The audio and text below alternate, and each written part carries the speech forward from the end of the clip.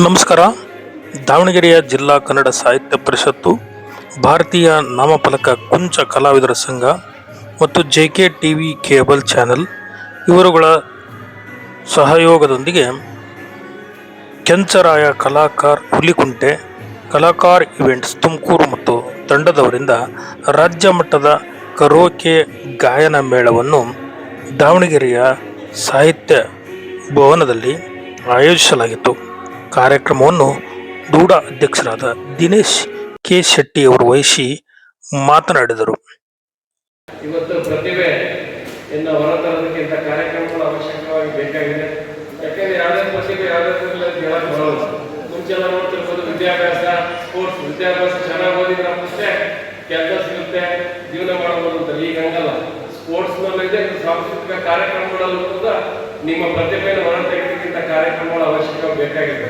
ನೋಡಿರ್ಬೋದು, ಟಿವಿಯಲ್ಲಾಗಲಿ, ಟಿವಿ ಮಾಧ್ಯಮಗಳಲ್ಲಾಗಲಿ ಕೆಲವು ನಿರೂಪಣೆ ಮಾಡೋದಕ್ಕೆ ಗಂಟೆಗೆ 2 ಲಕ್ಷ ತಗೊಂತಾರೆ. ಅನುಪಮ, ಅನುಶ್ರೀ ಅವರೆಲ್ಲ ಸೇರಿ ಬರೀ ನಿರೂಪಣೆ ಮಾಡೋಕ್ಕೆ. ಇನ್ನು ಕಲಾವಿದರಿಗೆ ಸ್ವಲ್ಪ ಚೆನ್ನಾಗಿ ಮಾತಾಡೋದು, ವಾಕ್ಚಾತುರ್ಯ, ಧೈರ್ಯ ಮಾತಾಡೋದು ಕಲ್ತ್ರೆ ಅದರಲ್ಲೂ ಕೂಡ ಸ್ಕೋಪ್ ಇದೆ. ಇವಾಗ ಯಾವ್ದ್ರಲ್ಲಿ ನೀವು ಪ್ರತಿಭೆ ಹೊರಬರುತ್ತೆ ಹೇಳಕ್ ಬರಲ್ಲ. ನೀವು ಮುಂದೆ ಜೀವನದಲ್ಲಿ ಏನು ಆಗ್ಬೇಕು ನಂಬಿಕೆಯಲ್ಲಿ ಇದ್ರು ಆದ್ರೆ ನಾವ್ ಏನಾಗುತ್ತೆ ಕೇಳಕ್ ಬರಲ್ಲ. ಎಲ್ಲ ಮುಂಚೆಲ್ಲ ಬರೀ ತಂದೆ ತಾಯಿಗಳು ವಿದ್ಯಾಭ್ಯಾಸ ವಿದ್ಯಾಭ್ಯಾಸ ವಿದ್ಯಾಭ್ಯಾಸ ಬಿಟ್ಟರೆ ಯಾವತ್ತೂ ಕರ್ಕೊಂಡು ಹೋಗ್ತಿದ್ದಿಲ್ಲ. ಸ್ಪೋರ್ಟ್ಸ್ ಆಗ್ಲಿ, ಸಾಂಸ್ಕೃತಿಕ ಕಾರ್ಯಕ್ರಮಗಳು ಈಗ ಕರ್ಕೊಂಡು ಹೋಗ್ತಿದ್ದಿಲ್ಲ. ಈಗ 8-10 ವರ್ಷಗಳಲ್ಲಿ ಇಂಥ ಕಾರ್ಯಕ್ರಮ ಆಗ್ಲಿ, ಸ್ಪೋರ್ಟ್ಸ್ ಆಗ್ಲಿ, ತಂದೆ ತಾಯಿಗಳು ಬೆಳಗಿಂದ ಜೊತೆಗಿರ್ತಾರೆ. ಮಕ್ಕಳ ಜೊತೆ ಬೆಳಗಿಂದ ಜೊತೆಗಿರ್ತಾರೆ, ಸಪೋರ್ಟ್ ಮಾಡಿ.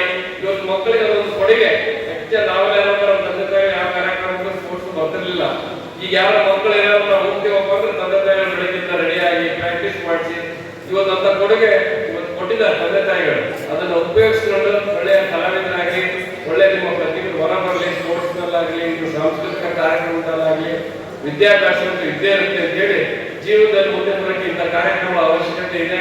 ಇವತ್ತು ನಮ್ಮ ಕಲಾಕಾರ ಹುಲಿಕುಂಟೆ ಶ್ರೀ ಕೆಂಚರಾಯ ಇದೊಂದು ವರ್ಷ ಮಾಡ್ತಾರೆ. ನಾವು 5 ವರ್ಷದ ಕೆಳ ಮಾಡಿದ್ವಿ ಕರೋಕೆದು.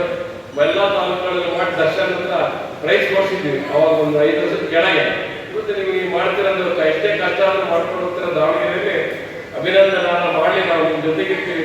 ಮಕ್ಕಳು ಬರೀ ಯಾವಾಗಲೂ ಇವತ್ತು ಒಂದು ಕಾಂಪಿಟೇಷನ್ ಇದೆ, ಸ್ಪರ್ಧಾತ್ಮಕ ಇದೆ, ಎಲ್ಲದಕ್ಕೂ ಕಾಂಪಿಟೇಷನ್ ಇದೆ. ನೀವೇನ್ ಕಷ್ಟಪಡ್ತೀರೋ ಮುಂದೆ ಹೋಗ್ತೀರ ಅಷ್ಟೇ. ಯಾಕೆಂದ್ರೆ ಇಲ್ಲೆಲ್ಲ ಮುಂಚೆ 45 ಮಾರ್ಕ್ಸ್ ಜಾಸ್ತಿ ಆದ್ರೆ 80 ಮಾರ್ಕ್ಸ್ ಕಮ್ಮಿ ಇರೋದು. ಈಗೆಲ್ಲ 80 ಮಾರ್ಕ್ಸ್ ಜಾಸ್ತಿ ಆಗಿರೋದು. ಅಂದ್ರೆ ಸ್ಪರ್ಧೆ, ಎಲ್ಲಾದ್ರೂ ಸ್ಪರ್ಧೆ ಇರುತ್ತೆ. ತಂದೆ ತಾಯಿಗಳು, ಶಿಕ್ಷಕರು ಇಂಥ ಕಾಂಪಿಟೇಷನ್ಗಳಲ್ಲಿ ಭಾಗವಹಿಸಿ ಮಕ್ಕಳು ಇಂಥ ಒಂದು ಸಂಸ್ಥೆಗಳು ಮಾಡುವಂತ ಕಾರ್ಯಕ್ರಮದಲ್ಲಿ ಭಾಗವಹಿಸಿ ಚಟುವಟಿಕೆಗಳಲ್ಲಿದ್ದು ಇಂಥ ತಾವು ಕೂಡ ಮುಂಬರಬೇಕು, ಜೀವನ ರೂಪಿಸೋದಕ್ಕೆ ಇಂಥ ಒಂದು ಕಾರ್ಯಕ್ರಮಗಳು ಅವಶ್ಯಕವಾಗಿ ಬೇಕಾಗಿದೆ ಅಂತೇಳಿ ನಾನು ಮಾತು ಮುಗಿಸ್ತೀನಿ. ಜೈ ಜಯಕರ. ಕಾರ್ಯಕ್ರಮದ ಅಧ್ಯಕ್ಷತೆಯನ್ನು ದಾವಣಗೆರೆ ಜಿಲ್ಲಾ ಕನ್ನಡ ಸಾಹಿತ್ಯ ಪರಿಷತ್ತಿನ ಅಧ್ಯಕ್ಷರಾದ ಬಿ ವಾಮದೇವಪ್ಪನವರು ವಹಿಸಿ ಮಾತನಾಡಿದರು. ಇಂಥ ಉತ್ತಮವಾದಂಥ ಕಾರ್ಯ ಮಾಡುವಂತ ಕೂಡ ದಿನೇಶ್ ಶೆಟ್ಟಿ ಅವ್ರು ಯಾವ ಪಕ್ಷ ಯಾವ್ದು, ಯಾಕಂದ್ರೆ ಗೆಲ್ಲತಕ್ಕ ಪಕ್ಷದಲ್ಲಿ ಇರಬೇಕು. ಗೆದ್ದ ಮೇಲೆ ಸಾರ್ವತ್ರಿಕವಾಗಿ ಕೆಲಸವನ್ನು ಮಾಡೋದು. ಆ ಕೆಲಸವನ್ನ ದಿನೇಶ್ ಶೆಟ್ಟಿ ಅವರು ಮಾಡ್ತಿದ್ದಾರೆ ಅಂತ ಹೇಳಿ ಇವ್ರ ಸುಮಾರು 80 ಸಂಘಟನೆಗಳಲ್ಲಿ ನಮ್ಮ ವಾಸುದೇವ್ ರಾಯ್ಕರ್ ಅವರು. ಇಂಥ ಸಂಘಟನೆಯಲ್ಲಿ ಇಲ್ಲ ಅನ್ನೋದಿಲ್ಲ. ನಾವೊಂದು ನಾಲ್ವಡಿ ಕೃಷ್ಣರಾಜ ಒಡೆಯರ ಪುತ್ಥಳಿಯನ್ನು ಅನಾವರಣ ಮಾಡಬೇಕು ಅಂತ ಹೇಳಿ ನಮ್ದು ಮಹಾದಾಸೆ ಇತ್ತು. ಈ ನಮ್ಮ ಇದನ್ನ ಭುವನೇಶ್ವರಿ ಚಿತ್ರವನ್ನು ಮಾಡ್ತಿದ್ವಿ, ಕುವೆಂಪು ಅವರು ಮಾಡ್ತಿದ್ವಿ. ಇವತ್ತು ನಮ್ಮ 111 ವರ್ಷಗಳ ಇತಿಹಾಸವನ್ನು ನೋಡುವಂತ ನಮ್ಮ ಆಧುನಿಕ ನಮ್ಮ ಮೈಸೂರಿನ ಪಿತಾಮಹ ಅನ್ಸ್ಕೊಂಡಂತ ನಾಲ್ವಡಿ ಕೃಷ್ಣರಾಜ ಒಡೆಯರು ನಮ್ಮ ಸಾಹಿತ್ಯ ಪರಿಷತ್ತಿನ ಸ್ಥಾಪಕರು ಕೂಡ ಅವರು. ಅಂಥವ್ರ ಚಿತ್ರವನ್ನ ಇಲ್ಲಿ ನಾವು ನಿರ್ಮಾಣ ಮಾಡಬೇಕು ಅಂದಾಗ ಅದಕ್ಕೆ ಆ ಪುತ್ಥಳಿಗೆ ನಾನು ಹಣಕಾಸಿನ ನೆರವನ್ನು ಕೊಡ್ತೀನಿ ಅಂತ ಹೇಳಿ ಹೇಳಿದ್ದಾರೆ ನಮ್ಮ ವಾಸುದೇವ ರಾಯ್ಕರ್ ಅವರು.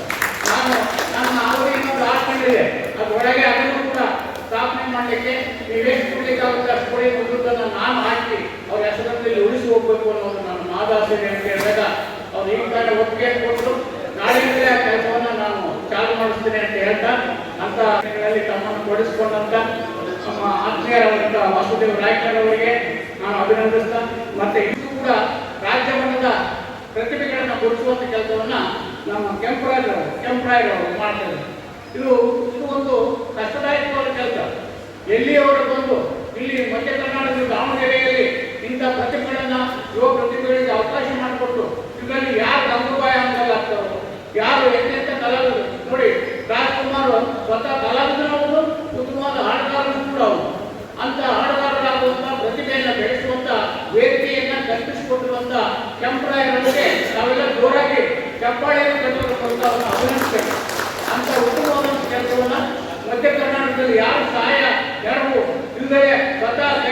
ಹಾಕೊಂಡು ಇಂಥ ಮಧ್ಯ ಕರ್ನಾಟಕದಲ್ಲಿ ಬಂದು ಈಗ 15 ದಿನದಿಂದ ಇಲ್ಲೇ ದಾವಣಗೆರೆಯಲ್ಲಿ ಇಂಥ ಉತ್ತಮ ನಿಮ್ಮ ಅನೇಕ ಜನ ಬಂದು ಭಾಗವಹಿಸೋರಿದ್ದಾರೆ.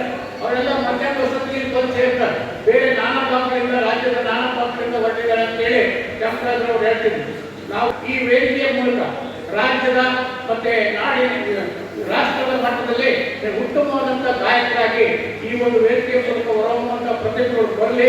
ಈ ಸರ್ವನ್ನ ಇಲ್ಲಿ ತಾನೇ ಏನು ಎಷ್ಟು ಸಂಗೀತ ಎಲ್ಲ ಜೀವರಾಶಿಗಳಿಗೂ ಮುಖ ನೀಡುವಂಥ ಶಕ್ತಿ ಇವತ್ತು ಪ್ರಪಂಚದಲ್ಲಿ ಯಾವ ಮಾತ್ರ ಇದೆ ಅಂದರೆ ಅದು ಸಂಗೀತಕ್ಕೆ ಮಾತ್ರ ಅನ್ನೋದನ್ನ ನಾವು ಯಾರು ಮರೆಯೋದಿಲ್ಲ ಅಂತ ಪ್ರೋತ್ಸಾಹಿಸುವಂಥ ಕೆಲಸವನ್ನ ಮಾಡಲಿ ಅಂತ ಹೇಳ್ತಾ, ಈ ಮೂಲಕ ನೂತನ ಗಾಯಕರು ನಮ್ಮ ನಾಡಿಗೆ ಒಂದು ದಿ ಶಕ್ತಿಯನ್ನು ಕೊಡುವಂಥ ಶಕ್ತಿಯನ್ನು ಕರ್ಣತಾಯಿ ಭುವನೇಶ್ವರಿ ಕರುಣಿಸಲಿ ಅಂತ ಹೇಳ್ತಾ, ನಿಮ್ಮೆಲ್ಲರ ಒಂದು ಸದಾಶಯಗಳು ಈಡೇರಲಿ ಈ ವೇದಿಕೆ ಮೂಲಕ ಅಂತೇಳಿ ಮತ್ತೊಮ್ಮೆ ನಿಮಗೆ ಶುಭ ಕೋರ್ತಾ, ಈ ಕಾರ್ಯಕ್ರಮದಲ್ಲಿ ಭಾಗವಹಿಸಿರುವಂಥವರಿಗೆ, ಮುಂದೆ ಭಾಗವಹಿಸುವವರಿಗೆ ನಾನು ಶುಭ ಕೋರ್ತಾ, ಇದು ಯಶಸ್ವಿಯಾಗಿ ನಡೆಯಲಿ.